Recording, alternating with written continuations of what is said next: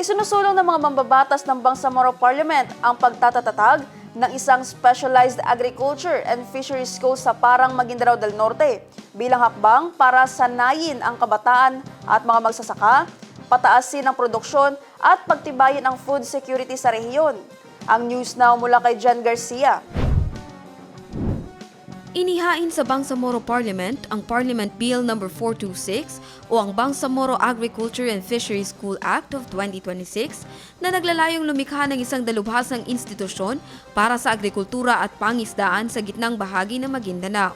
Ang panukalang batas ay iniakda ni Bainta Nadil Ampatuan at inisponsora ng mga kapwa mambabatas na sina Siti Fahani Oyuyud, Khalid Maamor Haji Abdullah at Jose Lorena. Sa ilalim ng panukala, itatatag ang Bangsamoro Agriculture and Fisheries School o BAFS sa ilalim ng pangangasiwa ng Ministry of Basic, Higher and Technical Education, katuwang ang Ministry of Agriculture, Fisheries and Agrarian Reform para sa technical na suporta. Ayon kay Ampatuan, layo ng panukalang paaralan na tugunan ng kakulangan sa specialized training sa agrikultura at pangisdaan sa Central Maguindanao at mga karatig lalawigan, kung saan nananatiling limitado ang akses sa ganitong uri ng edukasyon sa kabila ng mataas na pagdepende ng rehiyon sa sektor. Bagamat nangunguna ang BARM bilang fish-producing region sa bansa, sinabi ng mambabatas na hindi sapat ang kasalukuyang mga institusyon upang mapagsilbihan ang mas malawak na bilang ng kabataan at mga magsasaka.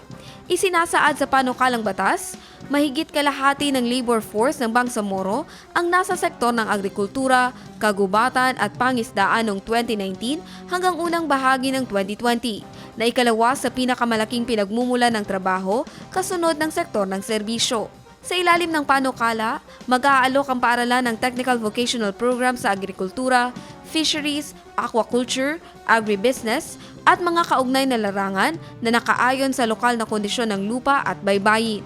Magsisilbi rin itong research at training hub para sa mga magsasaka, mangingisda, kooperatiba at youth organizations. Iminumungkahi ring itayo ang paaralan sa loob ng Bangsamoro Government Center sa Parang na itinuturing na strategic location upang mapagsilbihan ng Maguindanao at mga karatig lugar sa Lanao del Sur.